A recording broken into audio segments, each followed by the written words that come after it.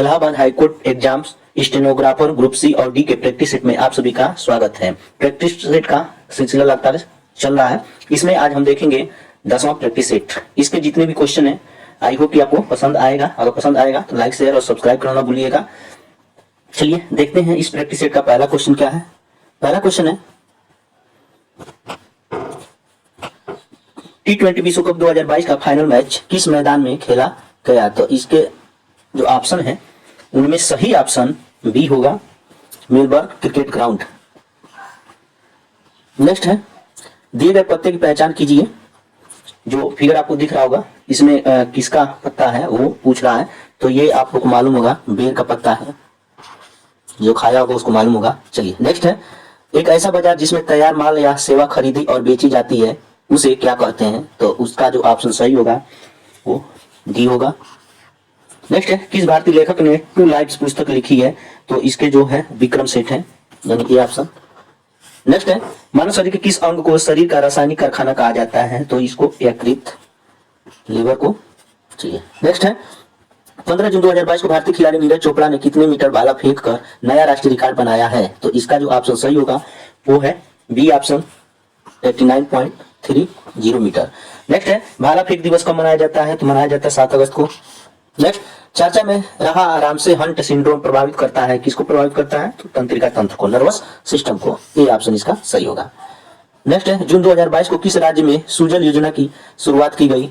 Option है जो वो सही हरियाणा, बी ऑप्शन। नेक्स्ट है भारत का सबसे बड़ा तेल आपूर्तिकर्ता देश कौन सा है। तो आपका इराक हो गया है, डी।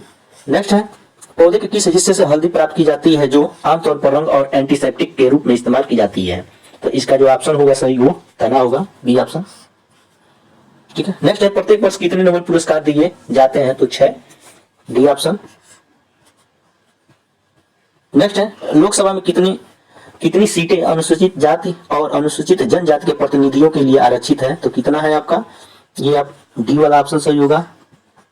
ठीक 84 और 47 होता है। तो कितना हो जाएगा, जोड़ लीजिए 84 और 47। तो कितना 7 4 11 का 1 हासिल 1 8 4 12 और 1 13 इतने होंगे। यानी लोकसभा में सबसे ज्यादा, सॉरी ये आपका अनुसूचित जाति का हो जाएगा और ये जो होगा वो अनुसूचित जनजाति का। ठीक है। चलिए नेक्स्ट है माले किस देश की राजधानी है। तो किसका है, मालदीव का, बी ऑप्शन। नेक्स्ट है कुंडनकुलम परियोजना किस राज्य में स्थित है। तमिलनाडु में है, बी ऑप्शन। चलिए नेक्स्ट देखते हैं 14 जून 2022 को प्रधानमंत्री नरेंद्र मोदी ने कहां पर संत तुकाराम शिला मंदिर का उद्घाटन किया है। तो इसका जो ऑप्शन सही होगा वो तिनवरी जोधपुर, यानी बी ऑप्शन इसका सही होगा। ठीक। चलिए नेक्स्ट है भारत में किस राज्य द्वारा सर्वप्रथम जीएसटी की पुष्टि की गई है। तो किसके द्वारा, सी ऑप्शन इसका सही होगा। नेक्स्ट है प्रतिध्वनि सुनने के लिए स्रोत तथा परावर्तन सतह के बीच कितनी न्यूनतम दूरी होनी चाहिए। तो इसका जो ऑप्शन होगा लगभग 17 मीटर, बी ऑप्शन। नेक्स्ट है भारत सरकार द्वारा दिए जाने वाला तृतीय उच्चतम नागरिक पुरस्कार कौन सा है। तो वो आपका है पद्म भूषण। पहला होता है भारत रत्न, दूसरा होता है पद्म भूषण, ठीक, और उसके बाद होता है पद्म भूषण, उसके बाद होता है पद्मश्री। चलिए देखते हैं नेक्स्ट क्वेश्चन कौन सा है। प्लासी का युद्ध कब लड़ा गया था। तो 1757 में लड़ा गया था, ये ऑप्शन। नेक्स्ट है प्रसिद्ध जावा ट्रेंच नामक सबसे गहरा स्थल किस महासागर में स्थित है। तो इसका आंसर होगा वो हिंद महासागर में, सी है।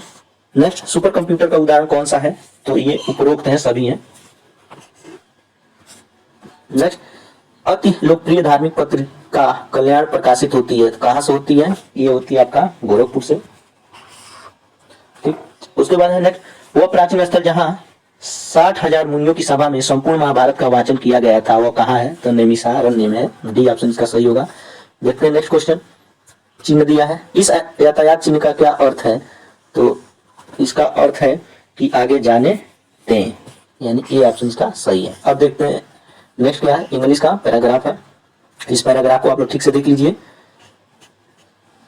ठीक, इसी पे आधारित क्या है क्वेश्चन है। तो इसका जो 26वां है इसका आंसर होगा बी ऑप्शन। इसका पीडीएफ टेलीग्राम पर अपलोड कर दिया जाता है, तो वहां से आप इस पैराग्राफ को देखेंगे तो अच्छी तरह से समझ में आ जाएगा। नेक्स्ट है 27, तो इसका जो आंसर होगा वो सही होगा डी, ई फॉर सर्विस। चलिए नेक्स्ट है 28 का आंसर जो होगा वो ये होगा। नेक्स्ट है 29 का, तो इसका जो ऑप्शन सही होगा वो डी होगा। ठीक, नेक्स्ट है कह रहा है fill in the blank with suitable preposition, मतलब खाली स्थान में उचित प्रीपोजिशन का चाहे उचित प्रीपोजिशन संबंधवाचक का वो भरे। ठीक है, तो यहाँ पे दिया है there were several policeman on duty on Republic Day, तो ऑन ड्यूटी है तो इसमें सी ऑप्शन सही होगा। ठीक है, ऑन ड्यूटी होता है, ऑन रोड होता है, ये सब चीज। चलिए और नेक्स्ट है a jeep hit him while he was going the main. ठीक है, तो इसका अर्थ होता है, देखिए आप दिया है द जीप हिट मी, एक जीप ने मुझे टक्कर मार दी। व्हाइल जब ही वाज गोइंग वह जा रहा था, द मेन रोड से उस पार जा रहा था तब। तो यहाँ पे देखिए जो क्रॉस है ना उसका प्रयोग किया जाता है, तो यहाँ प्रयोग किया जाएगा बी, एक क्रॉस, एक छोर से दूसरे छोर की तरफ जाना, इस साइड से उस साइड में जाना, तो वहाँ पे क्रॉस का यूज किया जाता है। चलिए नेक्स्ट है उसमें कह रहा है कंजक्शन, खाली स्थान में उचित कंजक्शन को भरे। तो इसमें माई दिया है my father gifted me a bike I passed my BA, मेरे पापा मुझे एक बाइक गिफ्ट दिया जब मैं बीए पास हो गया। तो यानी व्हेन का प्रयोग यहाँ पे होगा, ये ऑप्शन इसका सही होगा। चलिए नेक्स्ट है Jaipur is more beautiful then city is Rajasthan, यहाँ पे होगा जयपुर अधिक सुंदर है राजस्थान के अन्य शहरों से, तो यहाँ पे जो होगा सो का प्रयोग होगा, क्योंकि देन का यूज किया है तो देन के साथ सो का यूज होता है। नेक्स्ट है change the following sentence into passive voice, passive voice में निम्न सेंटेंस को चेंज करें। तो दिया है the servant had already cooked food. ठीक है, तो यहाँ पे हैड है ऑलरेडी, तो अब क्या करेंगे यहाँ पे देखेंगे, देखिए यहाँ आएगा फूड, पहले आ जाएगा फूड, उसके बाद हैड, उसके बाद बीन, ऑलरेडी तो लगेगा ही, उसके बाद बीन, उसके बाद वर्ब का थर्ड फॉर्म, उसके बाद जो सब्जेक्ट था वो ऑब्जेक्ट हो जाएगा बाई के पहले, बाई के बाद आएगा। ठीक है, तो इसका जो ऑप्शन ए होगा वो सही होगा, जैसा कि आप लोगों को दिख रहा होगा। ठीक है, नेक्स्ट है और large crowd cheered the player. ठीक है, तो इसका भी क्या करना है, टेंस में यूज करना है। तो ये इसका पैसिव वॉइस में जब चेंज करेंगे तो क्या हो जाएगा, देखिए क्राउड चीयर्ड दिया है, तो ये जो सेंटेंस आपका वो इसमें है पास्ट इंडेफिनिट टेंस में है। तो पास्ट इंडेफिनिट टेंस का क्या रूल होता है पैसिव वॉइस में, तो हो जाता है सब्जेक्ट, उसके बाद वर्ब, उसके बाद वर्ब का थर्ड फॉर्म। ये वर्ब हम बोल रहे हैं WERE को वेयर नहीं बोला जाता है, वर्ब बोला जाता है। ठीक है, वेयर बोला जाता है, वर्ब बोलिए चाहे वेयर। चीयर्ड बाई क्या हो जाएगा, थर्ड हो गया, बाई उसके बाद ऑब्जेक्ट होता है, तो इसका जो बी ऑप्शन होगा वो सही होगा। इंग्लिश हम बहुत जल्दी ही अपने चैनल पे पढ़ाना शुरू करेंगे, तो अगर आप इंग्लिश से डर रहे होंगे तो इंग्लिश आपको आसानी समझ में आ जाए तो आप चैनल को सब्सक्राइब कर लीजिएगा। नेक्स्ट है fill in the blank with correct option tense, खाली स्थान में सही काल का प्रयोग करें या चाहे काल को भरें। ठीक, तो देखिए यहाँ पे दिया है यू और स्ट्रेंज नॉइज, तुम अजीब स्वर सुनते हैं, आप अजीब सुर सुनते हैं। तो देखिए यहाँ पे क्या हो जाएगा, सुनते हैं ता है ती है। ठीक है, तो ये किस में आ जाएगा, कौन से टेंस में, प्रेजेंट इंडेफिनिट टेंस में। ठीक है, तो प्रेजेंट इंडेफिनिट टेंस में क्या यूज होता है, देखिए अगर आप देखेंगे तो डू डज का प्रयोग होता है पूरे। ठीक, सिंपल सेंटेंस में नहीं, सिंपल सेंटेंस में यूज नहीं, केवल यस या यस का प्रयोग कर दिया जाता है, लेकिन जब जाएंगे हम इंटरोगेटिव में तो वहां पे डू का प्रयोग होता है। ठीक है, तो यहाँ पे जो बी होगा ऑप्शन वो सही होगा। ठीक, तो इसका अर्थ क्या हो जाएगा, जब डू हियर का यूज करेंगे तो आप एक अजीब सुर सुनते हैं। ठीक, नेक्स्ट है we shall move as soon as the taxi. ठीक, तो हम लोग चल देंगे, ये होगा चल देंगे, हम लोग चल देंगे जैसे ही टैक्सी आएगी, जैसे ही टैक्सी आएगी हम लोग चल देंगे। तो देखिए तो यहाँ पे जो बी ऑप्शन होगा वो सही होगा, और आइप्स होगा टैक्सी के आते ही हम चल देंगे। यहाँ पे जब शैल का यूज होता है, ठीक, तो उसके साथ हमेशा जो प्रेजेंट टेंस का ही प्रयोग किया जाता है। ठीक, कभी पास्ट टेंस का यूज न कीजिएगा, और जितने भी दिए गए हैं वो सब किसमें है, पास्ट टेंस में है। नेक्स्ट है fill in the blank with suitable article, तो उचित आर्टिकल का किस का प्रयोग खाली स्थान में करें या भरें। तो यहाँ पे कैन यू सी क्लाउड, ठीक, इसका मतलब होता है क्या तुम देखते हो अ क्लाउड। यहाँ पे जो होगा द क्लाउड हो जाएगा, और नहीं होता क्लाउड, द होता है। सी ऑप्शन इसका सही होगा। नेक्स्ट है United Kingdom seceded from the European Union in 2016, ठीक। तो इसका कह रहा है इसमें किसका प्रयोग होगा, समझ में नहीं आ रहा कहाँ प्रयोग करना है, ठीक। तो इसका ऑप्शन जो द होगा वही यूज होगा, सी ऑप्शन, ठीक। चलिए नेक्स्ट है fill in the blank with suitable noun, उचित नाउन को खाली स्थान में भरना है। तो इसका देखिए सबसे पहले पढ़ लेते हैं। आई फॉरगेट द नेम्स, मैं भूल गया, ठीक है, नामों को। डेट, जो we watched back to back last weekend, मतलब लास्ट सप्ताह में जो लगातार हमने देखा था, हम सब देखे थे, उसका नाम क्या हो गया, मैं भूल गया। तो यहाँ पे जो होगा कोई मूवी का कह रहा ना, तो यहाँ पे सी ऑप्शन इसका सही होगा। नेक्स्ट है fill in the blank with suitable collective noun, तो कह रहा है उचित कलेक्टिव नाउन मतलब समूहवाचक संज्ञा को खाली स्थान में भरें। तो डोंट फॉरगेट टू बाय अ, ठीक है। अब देखिए दिया है आप बनाना, तो कलेक्टिव समूहवाचक का जब बात होगी तो यहाँ पे क्या हो जाएगा, बंच हो जाएगा, बंच ऑफ बनाना, केलों का गुच्छा, ठीक। यहाँ पे आपका सी ऑप्शन सही होगा। चलिए नेक्स्ट देखते हैं। नेक्स्ट है कह रहा है उचित सर्वनाम का खाली स्थान में भरें। The man you were looking for has come, तो इसका जो ऑप्शन सही होगा वो द मैन, आदमी तुम देख रहे हो वो आ चुका है, जिसे तुम खोज रहे हो या देख रहे हो वो आ चुका है। तो यहाँ पे जब सेंटेंस हम यूज करेंगे डैट का तो वो सटीक बैठेगा। जैसे डैट का यूज करेंगे तो आदमी जिसे तुम वेयर लुकिंग देख रहे हो फॉर हैज कम, वो आ चुका है, ठीक, यही होगा। चलिए नेक्स्ट देखते हैं। He is a writer stories I like reading over and, ठीक। तो इसमें है ही इज अ राइटर, वह एक राइटर है, ठीक, वह एक राइटर है जिसकी कहानी, तो जिसकी कहानी देखिए तो क्या हो जाएगा, बैठा है ना, यहाँ पे सी का ऑप्शन हो जाएगा। जिसकी कहानी मैं बहुत पसंद करता हूँ, या वह एक राइटर है, लेखक है, जिसका कहानी मैं या मुझे बार बार अच्छा लगता है, ओवर एंड ओवर अगेन कह रहा है, तो बार बार पढ़ना अच्छा लगता है, ठीक, अच्छा पढ़ रहा हूँ। नेक्स्ट है fill in the blank with suitable verb, मतलब उचित वर्ब को खाली स्थान में भरे। तो यहाँ पे दिया है you who is the chief guest of ceremony, तो यहाँ का जो यूज होगा डू होगा, क्योंकि इज है ना, तो यहाँ पे डू का प्रयोग करेंगे, ये ऑप्शन। चलिए नेक्स्ट है, सॉरी यहाँ, ठीक है। चलिए नेक्स्ट है, यहाँ पे दिया है you understand what he is saying, तो इसका मतलब देखिए क्या होगा, क्या आप समझ गए। यहाँ पे क्या आप समझ गए, तो किसका यूज करेंगे, समझ गए तो डिड का, क्योंकि इतना सेंटेंस किस में आ रहा है, पास्ट टेंस में आ रहा है। अब पास्ट टेंस का क्या है, पास्ट का इंट्रोगेटिव सेंटेंस है, तो वहां पे यूज किसका करेंगे, डिड का, यानी जो ये ऑप्शन है बी वो सही है। डिड यू अंडरस्टैंड, क्या आप समझ गए, ठीक है। व्हाट ही इज सेइंग, कि वह क्या कह रहा है, वह क्या कह रहा है, क्या आप समझ गए, ठीक। चलिए नेक्स्ट है fill in the blank with suitable adjective, विशेषण का खाली स्थान में भरे जो क्या हो, उचित हो। तो नेक्स्ट क्वेश्चन है my brother is 5 years than me, ठीक है। देखिए यहाँ पे क्या ओल्डर और एल्डर में ज्यादा क्या होगा, कंफ्यूज होगा, तो यहाँ पे यूज होगा ओल्डर, बी ऑप्शन सही होगा। देखिए जैसा कि आप लोग को मालूम होगा कि एल्डर का प्रयोग जो होता है, ठीक, अपने एक ही परिवार के सदस्यों के लिए होता है, इतना समझ में आ गया। लेकिन एक बात याद रखिए, यहाँ पे जो क्वेश्चन दिया है माय ब्रदर मी, तो एक ही परिवार के लोगों की बात हो रही है, तो यहाँ पे एल्डर का यूज होना चाहिए नियम के अनुसार। लेकिन अगर सेंटेंस में देन का प्रयोग दिया है तो समझ जाइएगा यहाँ पे हम ओल्डर का यूज करेंगे। एल्डर का यूज जब किया जाता है तो उसके साथ देन का प्रयोग नहीं किया जाता है। इतना आई होप कि समझ में आ गया होगा।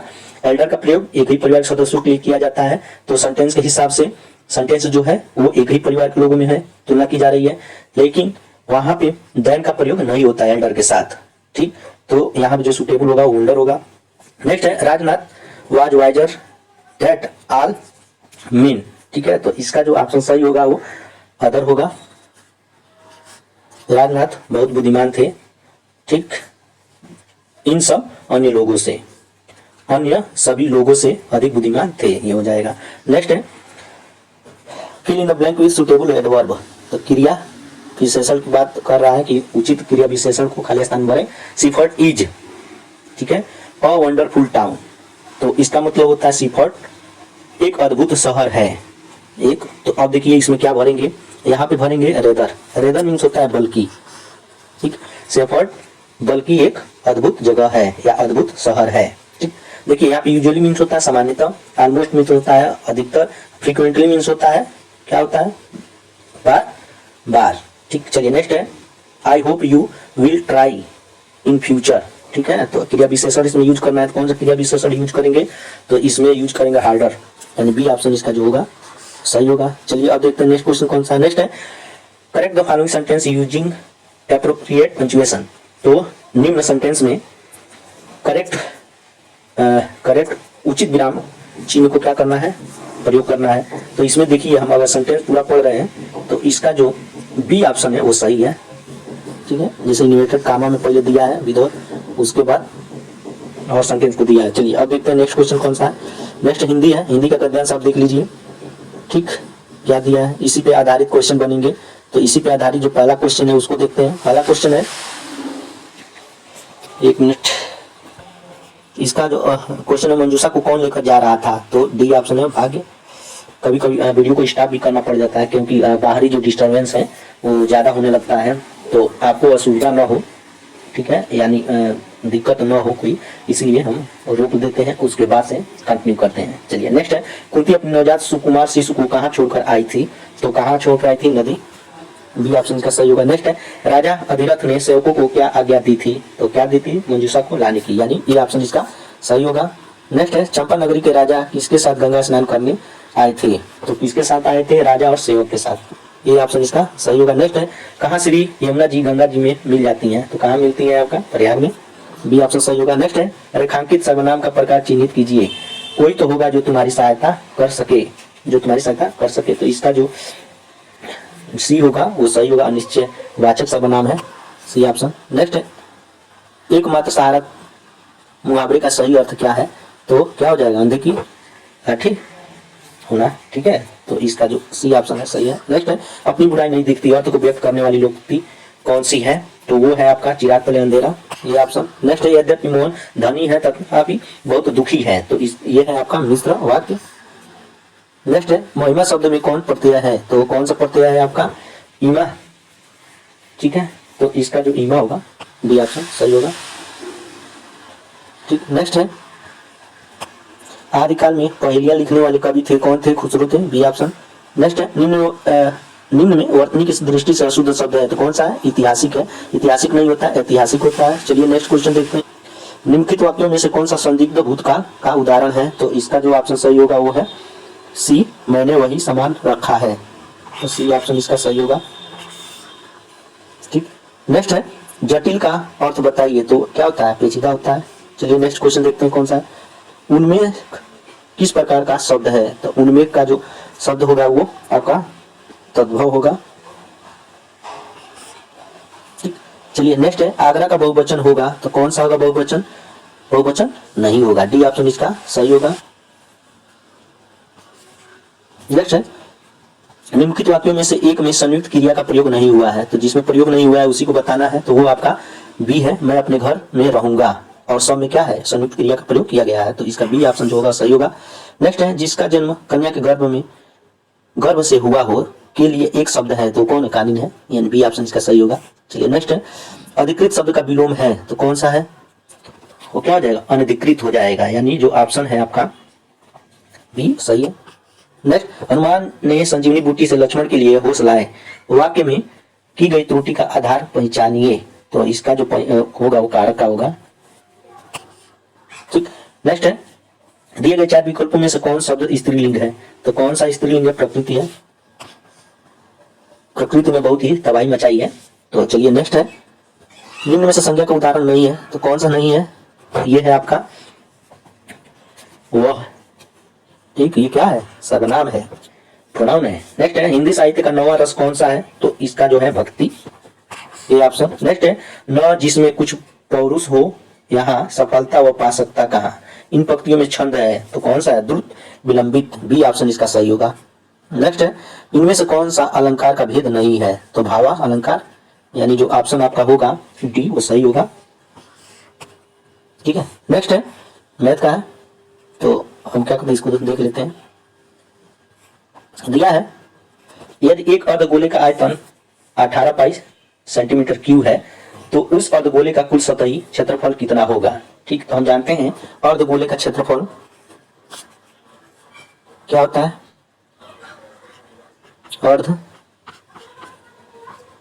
अर्धगोले का क्षेत्रफल हो या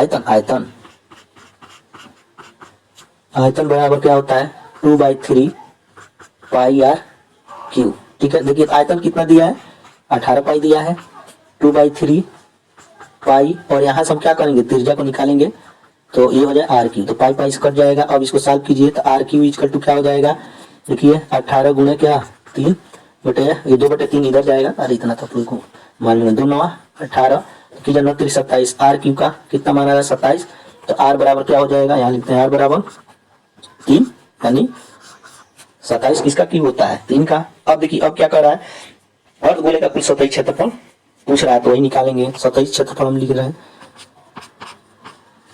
सतही क्षेत्रफल क्या हो जाएगा 3 pi r square, 3 pi r square इसका सूत्र होता है, तो रख दीजिए। देखिए पाई में मान आया है तो पाई को रहने देते हैं। आर कितना आया है 3 है, तो 3 गुणे 3 तो कितना हो जाएगा 3 3 का 9 9 3 27, तो 27 पाई ठीक है वर्ग सेंटीमीटर आएगा इसका आंसर, तो जो बी ऑप्शन होगा वो सही होगा। ठीक, चलिए नेक्स्ट क्वेश्चन है, नेक्स्ट क्वेश्चन का आंसर होगा, इसको करने की कोई जरूरत नहीं है, इसका आंसर सही होगा वो 2 होगा। ठीक, नेक्स्ट है 78, इसका जो आंसर आएगा वो होगा डी ऑप्शन। ठीक, इसको हम यहाँ बता नहीं रहे हैं, लेकिन अगर आपको समझ में नहीं आएगा तो आप लोग कमेंट जरूर कीजिएगा, हम इसका सॉल्यूशन प्रोवाइड करवा देंगे टेलीग्राम पे। चलिए अब देखते हैं नेक्स्ट क्वेश्चन कौन सा है। नेक्स्ट क्वेश्चन है, सबसे पहले हम इसका थोड़ा छोटा कर देते हैं ताकि सॉल्व करने का जगह मिल जाए। ठीक है, देखिए अब इससे छोटा तो होगा नहीं।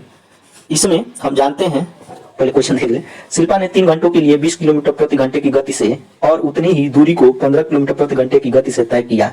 शिल्पा की औसत गति किलोमीटर प्रति घंटे में ज्ञात कीजिए। तो हम जानते हैं कि दूरी बराबर क्या होता है, सूत्र दूरी बराबर क्या होता है गति गुणे समय,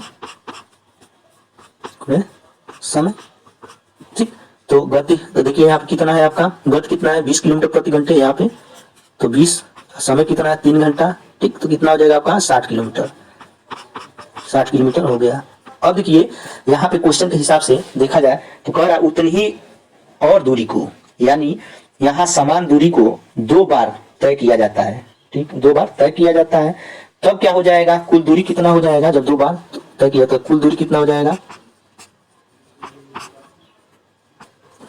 ठीक है, जब समान दूरी को 2 बार तय किया जाता है तो कुल दूरी कितनी हो जाएगी, देखिए 60 गुणे 2 तो कितना हो जाएगा 120।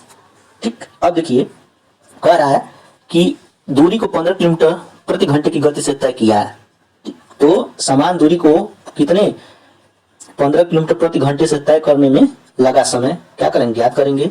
तो हम लिख देते हैं 15 किलोमीटर प्रति घंटे से तय करने में लगा समय,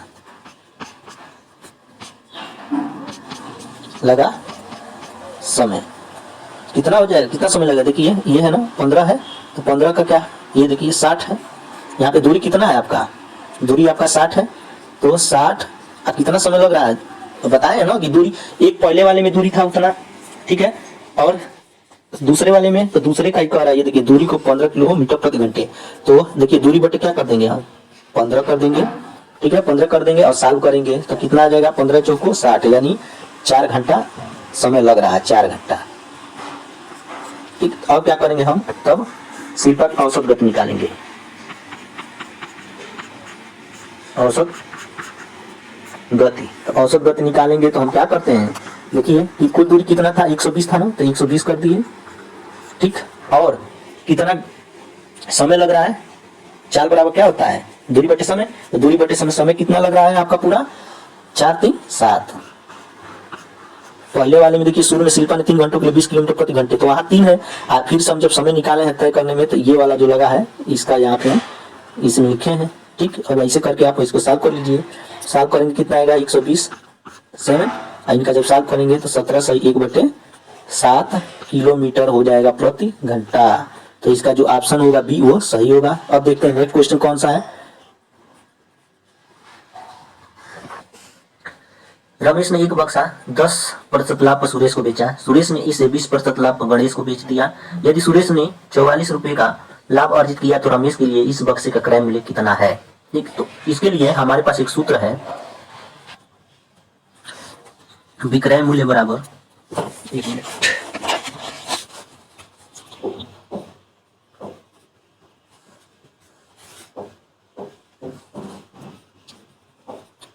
विक्रय मूल्य बराबर क्या होता है, क्रय मूल्य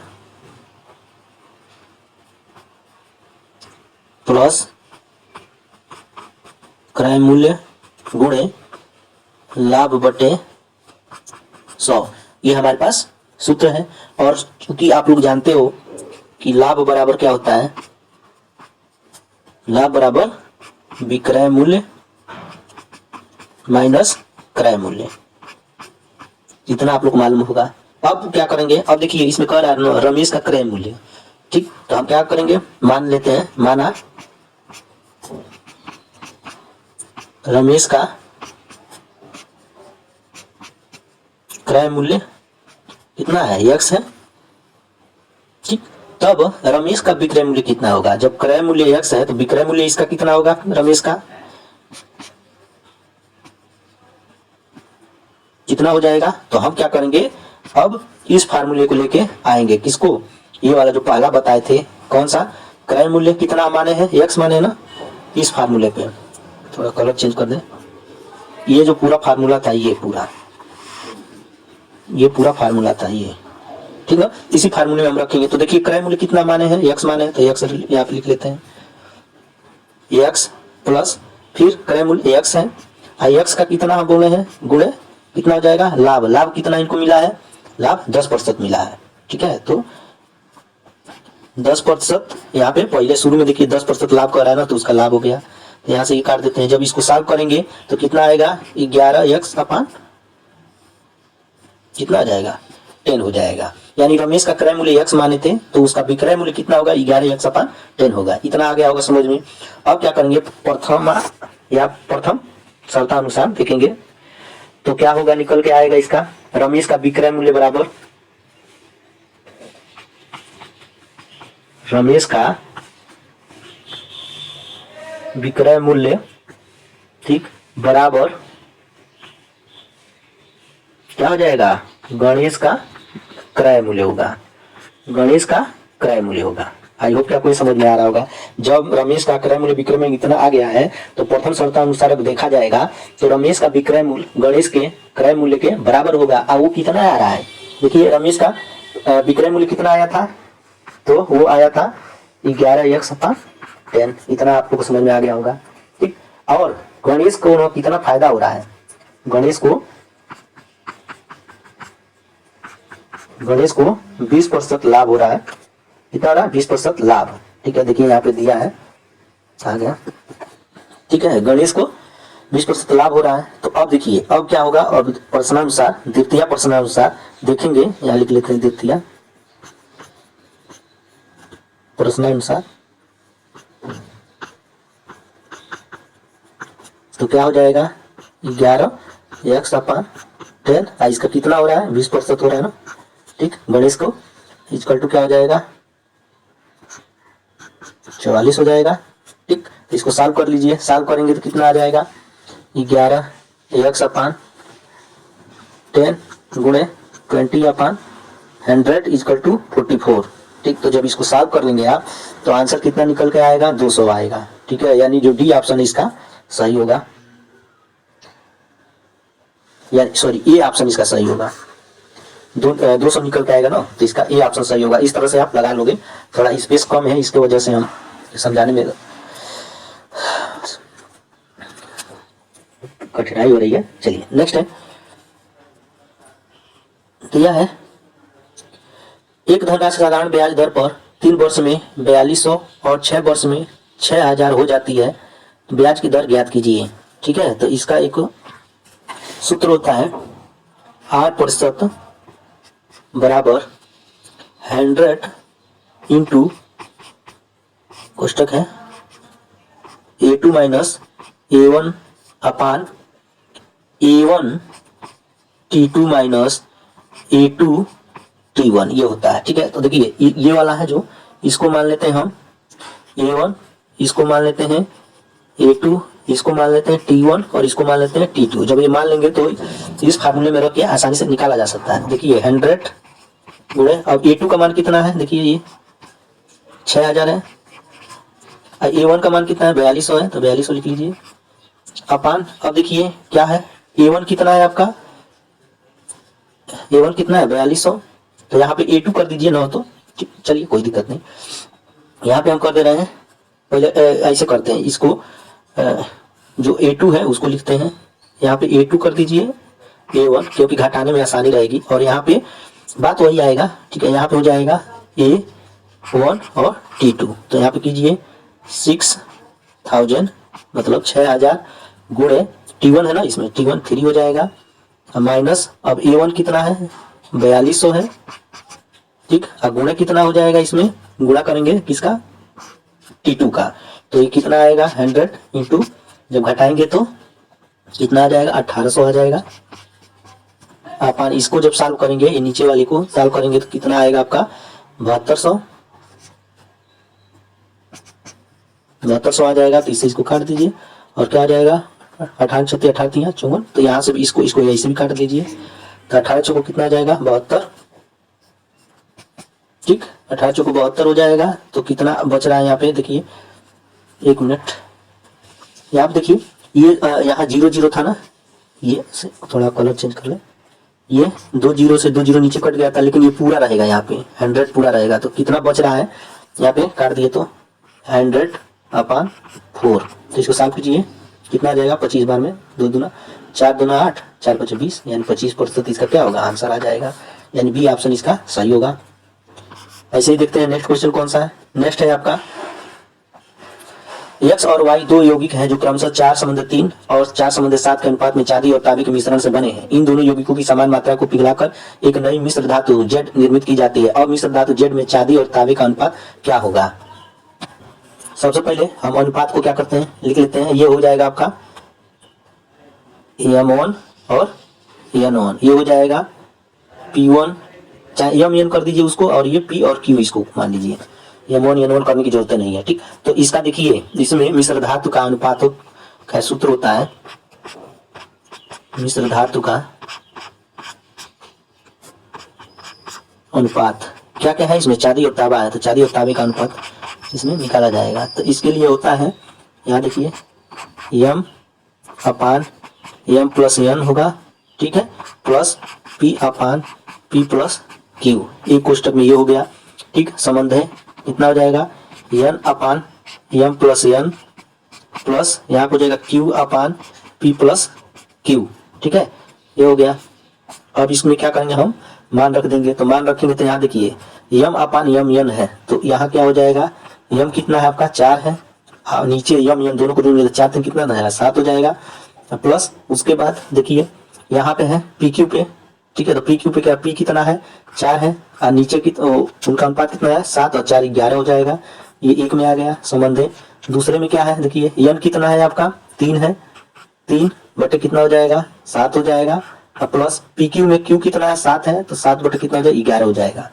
इन दोनों को हम जोड़े हैं, PQ नीचे जो है दोनों को जोड़ के बनाए हैं। ठीक है, अब इनको जब हम सॉल्व करेंगे तो कितना आ जाएगा, पहले वाले अनुपात में 44 + 28/77, और संबंध दूसरे का कितना आएगा जोड़ेंगे सॉल्व करेंगे तो आएगा आपका 77 नीचे लिख दीजिए, और ऊपर 33 प्लस कितना हो गया 49, यहाँ देखिए 49 लिख देते हैं 49। ठीक, अब इसको आगे बढ़ाते हैं, जब इसको सॉल्व करेंगे तो 72 बटे कितना हो जाएगा 77, संबंध है 82 बटे 77। ठीक, अब क्या करेंगे इसको सॉल्व करेंगे। ठीक, यहाँ पे तो क्या हो जाएगा देखिए और क्या है बराबर है ना, तो केवल हम लिखेंगे 72 संबंध है 82, इसको जब सॉल्व करेंगे तो कितना हो जाएगा देखिए 2 3 6 2 6 12 2 चौको 8 2 1 2 यानी 36 संबंध 41 है। तो इसका जो डी ऑप्शन होगा वो सही होगा। आई होप ये समझ में आ रहा होगा आपको। ठीक, चलिए अब देखते हैं नेक्स्ट क्वेश्चन क्या है। नेक्स्ट क्वेश्चन है, एक मोबाइल दो मोबाइल विक्रेताओं द्वारा 45% के कुल लाभ पर बेचा गया। यदि पहले विक्रेता ने इसे 25% लाभ पर बेचा हो तो दूसरे विक्रेता ने कितने % लाभ प्राप्त किया। माना दूसरे विक्रेता ने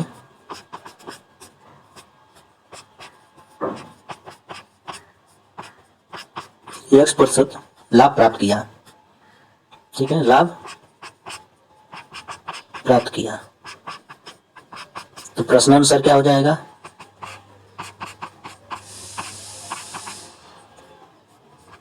क्या हो जाएगा, देखिए कह रहा है ना कि यदि पहले विक्रेता ने इसे 25% लाभ पर बेचा हुआ तो पहले विक्रेता ऐसे पहला विक्रेता प्लस दूसरा विक्रेता इक्वल टू क्या हो जाएगा, कुल लाभ। जैसे दोनों विक्रेता का, तो आप कुछ न कीजिए लाभ है ना, तो पहले विक्रेता का लाभ है 125 बटे 100 कर दे रहे हैं।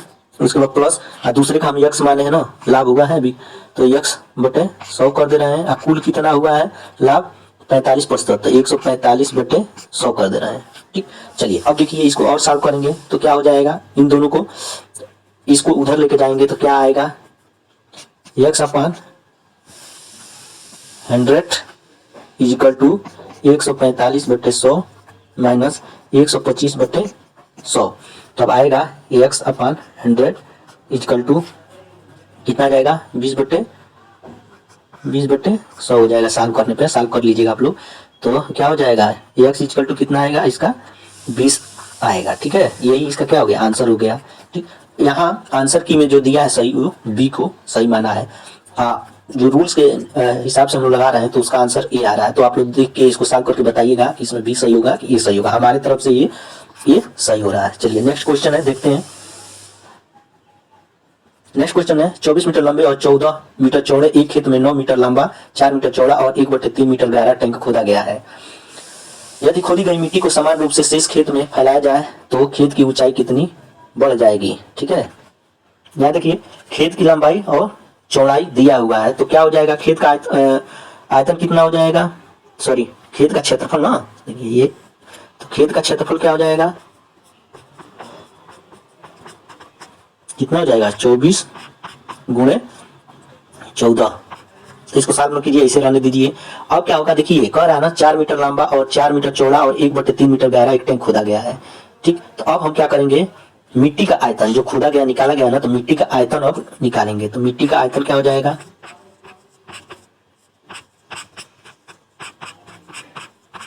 तो मिट्टी का आयतन कितना है, 9 गुणे 4 गुणे 1/3 कर देंगे, तो 3 3 का 9 यानी 3 चौको कितना आ जाएगा, 12 आ जाएगा। ठीक है, आई किस में आएगा, मीटर में ना, तो ये लिखते जाइएगा, आदत रहेगी। ठीक, अब क्या होगा, देखिए अब आ रहा है गड्ढे का भी क्षेत्रफल देखा जाएगा, जिस गड्ढे में से मिट्टी निकाला गया है। ठीक है, तो ऊंचाई पूछ रहा है ना, तो जब मिट्टी निकाल दिया गया है तो अब गड्ढे का देखा जाएगा। ठीक है, तो गड्ढे का क्षेत्रफल कितना हो जाएगा, गड्ढे का क्षेत्रफल, ठीक,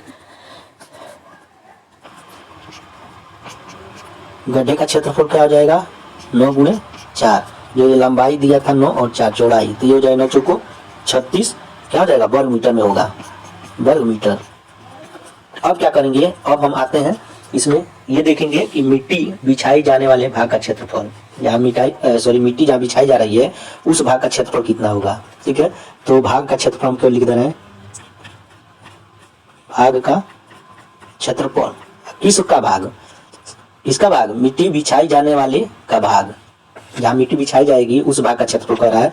तो क्या हो जाएगा, यहाँ देखिए सबसे पहले क्या करेंगे, खेत का जो आपका क्षेत्रफल है उसमें से गड्ढे का क्षेत्रफल क्या करेंगे, घटाएंगे, तब जाके आएगा। तो कुछ न कीजिए, वहां पे कितना था, 24 गुणे 14 माइनस क्या करेंगे 36, तो जब इसको घटाएंगे तो कितना आ जाएगा आपका 300, सॉल्व करेंगे तो 300 वर्ग मीटर।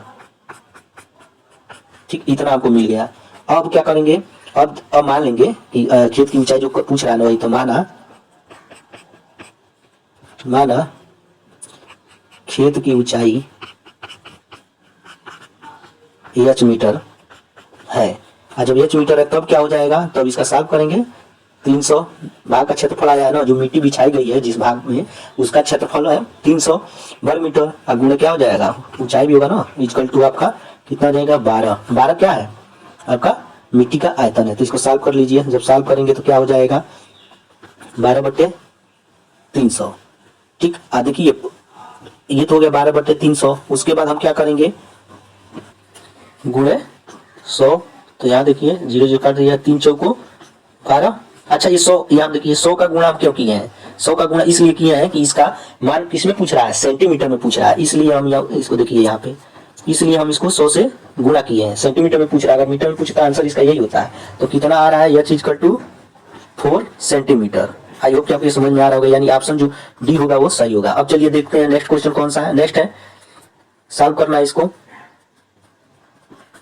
इसको हम लिखेंगे, पहले वाले को लिखेंगे 2 सही 36/99। ठीक है, उसके बाद है माइनस, इसको क्या लिखेंगे 3 सही 5/99। उसके बाद प्लस 4 सही कितना लिखेंगे 33/99। ठीक, अब इसको यहीं पे सॉल्व कर लेते हैं। यहाँ देखिए 3 एकने 3, 3 एकने 3, 3 दूनी 6, 3 3 9, 3 3 9। यहाँ पे देखिए 11 3 33, 11 9 99। अब क्या करेंगे हम प्लस प्लस को एक जगह लिख लेते हैं, प्लस प्लस को लिखेंगे तो क्या हो जाएगा 2। ठीक है, 2 होल कितना हो जाएगा, ये देखिए 3 चौको 12। ठीक, तो यहाँ पे क्या हो जाएगा 3 एकने 3, 3 एकने 3, यानी ये जो आएगा वो 4/11 आ जाएगा। अब प्लस यहाँ क्या है 4 सही 3/9 है। ठीक, यहाँ पे भी इसको और छोटा कर सकते हैं, यहाँ पे देखिए 3/9 है ना, 3 एकने 3, 3 3 9 कर लीजिए। अब माइनस एक है ना ये वाला, तो इसको लेके आइए -3 सही 5/99। ठीक, अब इसको सॉल्व कीजिए। सबसे पहले हम इनको सॉल्व करेंगे। जब इनको सॉल्व करेंगे तो कैसे सॉल्व करेंगे, देखिए ये है ना 2 + 4 कर देंगे। अब प्लस क्या बचा है 4/11 और प्लस 1/3। ठीक, अब माइनस है 3 होल 5/99, ये हो गया। अब इसको सॉल्व कीजिए, तो सॉल्व करेंगे तो कितना आएगा, देखिए इसको 6 + 23/33 और माइनस जो पहले से था 5 3 सही ऐसे हो जाएगा। देखिए 3 सही 5/99। अब इनका सॉल्व कीजिए, सॉल्व करेंगे तो कितना आएगा, देखिए 6 - 3 प्लस यहाँ पे हो गया। अब इनका एलसीएम ले लेंगे। ठीक है, तो एलसीएम लेंगे तो अच्छा क्या बचा है वो पहले लिख लेते हैं, 23/33 और माइनस 5/99। ठीक, अब इनको सॉल्व कीजिए तो कितना आएगा, घटाएंगे तो 3 और प्लस जब इसको सॉल्व करेंगे कोष्टक वाले को तो कितना आएगा इसका मान, इसका आएगा 64, पूरा हम लोग 60 करके लिख देते हैं कि 64/99 आएगा जब इसको सॉल्व करेंगे। तो जब सॉल्व करेंगे तब अब देखिए अब क्या आ जा रहा है 3। ठीक है, संबंध है 6 4, तो ये क्या हो जाएगा आपका आंसर हो जाएगा 3 संबंध है 6 4, यानी ये ऑप्शन इसका जो होगा वो सही होगा। इस तरह से आप लोग इसको सॉल्व कीजिएगा। चलिए अब देखते हैं नेक्स्ट क्वेश्चन कौन सा है। नेक्स्ट है किसी परीक्षा में 1000 लड़के और 600 लड़कियों की परीक्षा ली जाती है। लड़कों में से 43% और लड़कियों में से 35% पास होते हैं, तो फेल होने वाले छात्रों का कुल प्रतिशत कितना है। तो देखिए सबसे पहले हम लिख लेते हैं पास हुए लड़कों की संख्या। पास हुए लड़कों की संख्या, तो कुल लड़के कितने थे 1000 थे ना। ठीक है, 1000 में हम 43 का क्या करते हैं भाग, गुणा कर देते हैं 43% का। तो जब कर देंगे तब क्या होगा, इसको जब सॉल्व करेंगे तो यहाँ देखिए तो 430 आ जाएगा। ठीक है, अब इसी तरह क्या करेंगे हम पास हुए, ठीक है, लड़कियों का निकालेंगे। तो यहाँ पे ऐसे लिख लीजिए लड़कियों की संख्या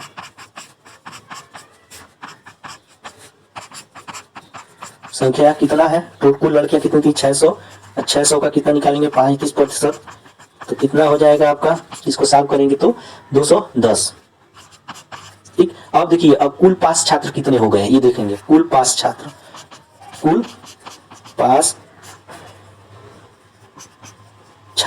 तो कितने हो जाएंगे 210 + 430। तो जब दोनों को जोड़ेंगे कितना हो जाएगा 640। कुल विद्यार्थी कितने थे ये भी देखिए, कुल विद्यार्थियों की संख्या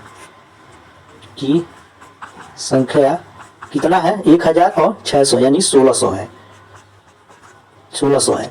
तो अब क्या करेंगे हम निकालेंगे फेल हुए छात्रों की संख्या, ठीक है। फेल हुए छात्रों की संख्या हम यहाँ पे निकालेंगे। तो फेल हुए छात्रों की संख्या, ठीक। तो अब देखिए फेल हुए छात्रों की संख्या निकालने के लिए हम क्या करेंगे, 1600 में से 1600 टोटल थे ना, 1600 में से क्या करेंगे 640 निकाल देंगे। जब 640 निकाल देंगे तो कितना आएंगे 960, यानी फेल हुए छात्रों की संख्या कितना है, ठीक 960 है। अब हम क्या करेंगे, इनका फेल हुए छात्रों का प्रतिशत निकालेंगे। तो क्या हो जाएगा, प्रतिशत निकालेंगे तो 960 अब बटे टोटल कितने थे 1600, गुणे प्रतिशत निकालना तो 100 कर दे रहे हैं, तो इससे इसको काट दिया जाए, ठीक। अब देखिए इसका 16 छक्की कितना हो जाएगा 96, 16 छक्की 96, तो 60% आ रहा है, तो वही क्या हो जाएगा इसका आंसर हो जाएगा, यानी जो सी ऑप्शन है वो सही है। चलिए अब देखते हैं नेक्स्ट क्वेश्चन कौन सा है। नेक्स्ट है लगातार 3 संख्याओं का योग 96 है, ठीक। इन 3 संख्याओं में सबसे बड़ी संख्या कौन सी होगी, तो संख्या दी जाती है, इसका एक ट्रिक होता है, जैसे योग है ना 96, कितनी संख्या टोटल 3 है, तो 3 से इसको क्या करेंगे भाग देंगे, तो 3 त्रिका 9, 3 दूनी 6, यानी जो बीच का आ रहा है संख्या वो 32 आ रहा है, लगातार कह रहा है लगातार 3, तो इधर हो जाएगा 33, इधर हो जाएगा 31, तो इसमें सबसे बड़ी संख्या कौन सी होगी 33 होगी, यही इसका क्या हो जाएगा आंसर हो जाएगा सी ऑप्शन, ठीक। नेक्स्ट है, नेक्स्ट आपका जो है वो है कि कह रहा है कि बराबर होगा 3 का गुणा कर दीजिएगा, ठीक है। अब देखिए यहाँ पे क्या अच्छा है ना, तो यहाँ पे ऐसे लगा दे कर दे रहा है, 6 जीरो रहेगा 1 2 3 4 5 6, ठीक। अब इसमें 2 आपका क्या होगा निकल जाएगा 2, क्योंकि 10 हटाएंगे तो कितना आ जाएगा 813, और 1 2 3 4 4 यहाँ पे रहेगा 1 2 3 4, तो इस तरह से देखें तो कौन सा आ रहा है ऑप्शन इसका डी ऑप्शन सही होगा। चलिए अब देखते हैं नेक्स्ट क्वेश्चन कौन सा है। इस वाले क्वेश्चन में अनुज विजय और बीना का वेतन प्रतिशत में दिया है, सॉरी अनुपात में दिया है, और उनके वेतन का क्रमशः दिया है प्रतिशत में। तो हम इसके लिए क्या करते हैं, देखिए जो आंसर भी पूछा है, ठीक, वो भी अनुपात में पूछा है, तो हम इस अनुपात को जो दिया गया है उसको हम x नहीं मानेंगे, x मानने की जरूरत नहीं पड़ेगी, हम सीधे लिखेंगे 2 इंटू, देखिए वेतन में कह रहा है ना इतना इतने वृद्धि कह रहा है, तो 15% वृद्धि हो रही है, तो 115 बटे 100 हो जाएगा। संबंध है 3 गुणे कितना है 110 बटे 100 हो जाएगा 10% का, संबंध है कितना हो जाएगा 5 गुणे कितना हो जाएगा 120 बटे 100 हो जाएगा, ठीक। अब इसको क्या करेंगे यहीं पे सॉल्व कर लेंगे, तो सॉल्व करेंगे तो कितना आ जाएगा, देखिए कितना 2 पचे 10, ठीक है, और सॉरी 2 पचे 10, 1 मिनट यहाँ पे इसको ऐसे कर लीजिए, 2 पचे 10 ये हो गया, ठीक है। अब देखिए 5 करने 5 0 5 दूनी 10 5 3 15, ऐसे कर लीजिए इसको, ठीक है, और इसको ऐसे कर लीजिए, क्या हो जाएगा 5 दूनी 10 और 2 छक्की 12, तो इसका आ रहा है कितना 23 बटे 10, संबंध 33 बटे 10, संबंध यहाँ पे केवल लास्ट वाले में केवल 6 बचेगा, ठीक। अब क्या करेंगे इनका रेशियो ले लेंगे, तो एलसीएम लेंगे तो 10 हो जाएगा, यहाँ देखिए 23 संबंध 33, ठीक, संबंध यहाँ देखिए कितना हो जाएगा 10 हो जाएगा ना, 10 बढ़ जाएगा तो या सॉरी 60 हो जाएगा। तो इस तरह से ये ऊपर वाला रेशियो देखें हम 23 33 60 हो क्या हो जाएगा आंसर हो जाएगा, तो यानी बी ऑप्शन इसका सही होगा। चलिए अब देखते हैं नेक्स्ट क्वेश्चन कौन सा है। नेक्स्ट जो है इसका आंसर आपका डी होगा, तो इसको कर लीजिएगा, ठीक। नेक्स्ट है निम्नलिखित संख्याओं में से शांत दशमलव कौन सा है, तो सबसे पहले ऐसे करके भाग दीजिए, सॉरी ऐसे करके भाग दीजिए, तो 3 और 7 है, तो क्या हो जाएगा दशमलव देखें तो 7 चौको 28 2, ठीक, फिर 0 हो जाएगा 7 दूनी 14 6 7 8 है 56, कहने का मतलब कि कट नहीं रहा है, लगातार ये बढ़ता जा रहा है प्रोसेस इसका भाग देने का। अब देखते हैं इसका कितना है 1 2, तो दशमलव क्या हो जाएगा जी, दशमलव देकर 0 बढ़ाएंगे तो 2 पचे 10, देखिए ये क्या हो रहा है एक ही बार में कट जाएगा, तो इसका जो आंसर होगा वो बी होगा। चलिए अब देखते हैं नेक्स्ट क्वेश्चन कौन सा है। नेक्स्ट है 5 साल पहले रेणु की माँ की आय रेणु की आयु से 3 गुना अधिक थी, 5 साल बाद वह रेणु से 2 गुना आयु की हो जाएगी, रेणु की वर्तमान आयु वर्षों में ज्ञात कीजिए। तो इसका जो आंसर होगा, इसका एक सूत्र होता है उसको याद रखिए, एग्जाम में काम देगा। रेणु की आय पूछ रहा है ना, तो रेणु की आय बराबर क्या होता है, देखिए यहाँ पे T1 into n minus one, ठीक। उसके बाद प्लस T2 इंटू क्या हो जाएगा, यहाँ पे n है, यहाँ पे m हो जाएगा, फिर m माइनस वन अपान, चाहे यहाँ पे n1 कर दीजिए, कोई दिक्कत नहीं है, ठीक है। चलिए हटाइए, अपान क्या हो जाएगा, अब यहाँ हो जाएगा m1 m माइनस n, ये होगा आपका, ठीक। तो सबसे पहले देखिए यहाँ पे हम इसको मान लेते हैं T1 मान लेते हैं, और इस 5 साल को T2 मान लेते हैं, ठीक। और ये 3 गुना जो है ना, तो इसको 3 समझे रेशियो 1 कर देते हैं, और जो इसके बाद जो ये 2 गुना है तो ये 2 समझे 1 कर देते हैं, ठीक है। तो ये क्या हो जाएगा, यहाँ देखिए, यहाँ पे वही कह रहे थे m1 n1 और ये m2 n2 कर देते हैं, ठीक है। चलिए अब देखते हैं, अब इसका इसी में रख देते हैं। T1 का मान कितना है, यहाँ लगाते हैं 5 गुणे, और उसी के साथ जो रेशियो दिया है ये 3 गुना, तो 3 माइनस क्या कर देते हैं 1, अब प्लस कर देंगे, प्लस T2 कितना है आपका, T2 आपका 5 साल है वो भी, अब प्लस कितना हो जाएगा, उसके साथ 2 गुना है तो 2 माइनस 1 कर देंगे, अपान टोटल का अपान कितना कर देंगे, जो यहाँ पे गुना है ये वाला, ये इसके साथ चेंज करना है, ये इसके साथ, तो 3 माइनस क्या हो जाएगा 1 हो जाएगा, m और n का है, m1 n1 माइनस कर देंगे। अब इसको सॉल्व कीजिए तो ये हो जाएगा 5 इंटू इसको कितना हो जाएगा 2 हो जाएगा, अब प्लस ये क्या हो जाएगा 5 इंटू 1 हो जाएगा, अपान ये क्या हो जाएगा आपका, यहाँ 2 होगा, 3 माइनस 2 होगा, क्योंकि 3 गुना है 2 गुना, तो 3 में से 2 घटाएंगे तो यहाँ पे हो जाएगा 1, तो 5 दूनी 10, 10 प्लस 5 यानी 15, तो 15 वर्ष ये क्या हो जाएगा, इसका आंसर हो जाएगा। चलिए अब देखते हैं नेक्स्ट क्वेश्चन कौन सा है, नेक्स्ट आप लोग लगाइएगा, नेक्स्ट का जो आंसर आएगा वो 3 आएगा, सी ऑप्शन, ठीक। चलिए अब देखते हैं नेक्स्ट क्वेश्चन कौन सा है, नेक्स्ट क्वेश्चन 94 है,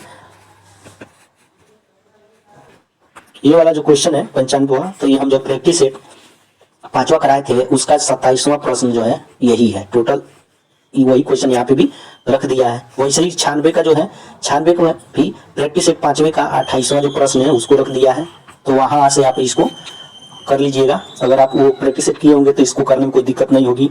वैसे ही चलते हैं, अब 97 है, तो 97 वाला भी हम प्रैक्टिस सेट करा चुके हैं, उसमें बताए हैं, ठीक। देखिए सॉरी, तो इनका हम बता देते हैं। 95 का कितना आएगा आपका आंसर, 95 का आएगा सी, सही होगा, ठीक। उसके बाद 96 का कितना आ रहा है, ए ऑप्शन, ठीक। और 97 है, 97 का कितना आ रहा है, 97 का आपका जो आएगा वो ये होगा, ठीक। 98 देखते हैं, 98 का अभी आप लोग निकालोगे, इसमें देखो थोड़ा सा हिंट दे देते हैं, चाहे बता देते हैं, ठीक। यहाँ पे दिया है, देखिए रेशियो कितना है 5, 12 और 13, आ रहा समझ में। तो जब इस रेशियो में आए तो ये समझ जाइएगा कि जो त्रिभुज दिया है वो कौन सा है, समकोण त्रिभुज है, समकोण त्रिभुज है। आई होप कि आपको ये समझ में आ रहा होगा, ठीक। देखिए इतना तो आ गया, अब क्या करेंगे, और परिमाप दिया है ना त्रिभुज का परिमाप, तो परिमाप में हम क्या करेंगे, सबको जोड़ लेंगे। रेशियो दिया 5, तो इसको कर लेंगे 5x plus 12x plus 13x equal to 540, ठीक। अब इनको सॉल्व कीजिए तो कितना आ जाएगा, 30x इक्वल टू कितना आ जाएगा 540, हो गया इतना। अब क्या करेंगे, हम इनको सॉल्व करेंगे तो कितना आएगा, x इक्वल टू 18 आएगा, ठीक। अब क्या करेंगे, इनका मान हम इन सब में रख देंगे, यानी जो ये है 5x, तो इसमें जब मान रखेंगे कितना आएगा, 18 गुना 5 है ना, तो 90 हो जाएगा। वैसे ही ये 12 का रखेंगे तो 12x का, तो इसमें कितना हो जाएगा आपका, ये निकल के आएगा 216। वैसे ही 13 के साथ होगा तो 13x है, तो इसका जब हम सॉल्व करेंगे तो कितना आएगा 230, ये हो गया।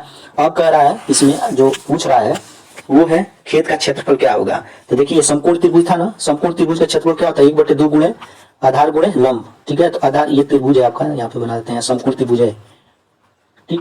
तो ये है बी है और सी। सबसे बड़ी जो संख्या होती है ना वो क्या होता है, कर्ण होता है, तो 13x कर्ण हो गया, शेष जो बचे वो क्या हो जाएंगे, लंब और आधार हो जाएंगे, ठीक। तो इन्हीं को रखना है। तो कितना मान आया था, 5x का 90, ठीक, और 12x का 216, तो इसको सॉल्व कीजिए तो कितना आ जाएगा 45। अब 45 का इसमें गुणा करेंगे तो कितना आ जाएगा टोटल, इसको सॉल्व करेंगे तो आएगा 97 20, यानी 97 और 20 वर्ग मीटर। आंसर जो होगा इसका वो बी ऑप्शन सही होगा, ठीक। चलते हैं नेक्स्ट क्वेश्चन देखते हैं। नेक्स्ट क्वेश्चन भी वैसे ही है। नेक्स्ट क्वेश्चन में एक आयताकार मेज के ऊपरी सतह का परिमाप ये होगा, तो इसके लिए कुछ नहीं करते हैं, आयत का सबसे पहले क्या कीजिएगा, परिमाप निकालिएगा। तो परिमाप क्या होता है, आयत का परिमाप 2 कोष्ठक लंबाई धन चौड़ाई, ठीक है। तो देखिए परिमाप लिख रहे हैं, परिमाप दो कोष्टक लंबाई धन चौड़ाई। ठीक, अब देखिए परिमाप कितना है 28 है और लंबाई कितना है। ठीक है, लंबाई आपका निकालना है, दिया नहीं है तो यहाँ पे ये कर दे रहे हैं। तो अब क्या हो जाएगा, L plus B equal to 14 हो जाएगा, समीकरण 1 बन जाएगा। इसके बाद इसका क्षेत्रफल है, क्षेत्रफल क्या होता है लंबाई गुणे चौड़ाई। ठीक, तो L इंटू बी हो जाएगा। आ रहा समझ में। अब देखिए अब हम क्या करेंगे, L माइनस बी का फार्मूला लगाएंगे। तो क्या होता है L प्लस बी का whole square minus 4ab।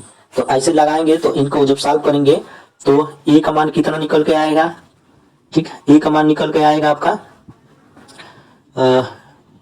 Sorry L का ना, e का नहीं, यहाँ पे L और b है। L का मान कितना निकल के आएगा, L का मान निकल के आएगा 8 और b का मान निकल के आएगा इतना 6। ठीक, तो अब हम क्या करेंगे, देखिए लंबाई चौड़ाई निकल आया। तो अब क्या करेंगे, अब इसका कर्ण पूछ रहा है क्वेश्चन में पूछ रहा है कि इसके कर्ण की लंबाई क्या होगी। तो आप क्या कीजिएगा, पाइथागोरस का फॉर्मूला लगाइएगा, कर्ण का स्क्वायर कर दीजिए इक्वल टू 8 का स्क्वायर प्लस 6 का स्क्वायर। तो 8 8 64 6 के 36, तो ये 100 हो जाएगा। और कर्ण का यहाँ पे स्क्वायर था ना, तो कर्ण बराबर क्या हो जाएगा 10 हो जाएगा, यहाँ कर्ण का स्क्वायर था। ठीक, तो इस तरह से इसका आंसर जो आएगा वो डी आएगा। अब देखते हैं नेक्स्ट क्वेश्चन 100वां का है। यह है किसी परीक्षार्थी को परीक्षा उत्तीर्ण करने के लिए 40% अंक प्राप्त करने हैं, वह 180 अंक प्राप्त करता है और बराबर अंकों से अनुत्तीर्ण हो जाता है। परीक्षा में पूर्णांक कितने हैं। देखिए इसमें उत्तीर्णांक कितना है आपका, उत्तीर्णांक ठीक है कितना पाया है आपका 180 पाया है ना। ठीक, अब उतना ही से क्या हो रहा है अनुत्तीर्ण हो जा रहा है। तो 180 कितना जाएगा 360। इसका प्रतिशत कितना है उत्तीर्णांक का प्रतिशत कितना है आपका 40% है। ठीक, तो पूर्णांक क्या हो जाएगा, पूर्णांक आपका निकालने के लिए 360 बटे 40 कर देंगे या गुणे 100। तो क्या हो जाएगा, यहाँ से करें 4 9 36, यानी जो आएगा इसका 900 आंसर आएगा, ये ऑप्शन। आई होप कि आपको ये सेशन पसंद आया होगा तो लाइक शेयर और सब्सक्राइब करना न भूलिएगा। जय हिंद, जय भारत।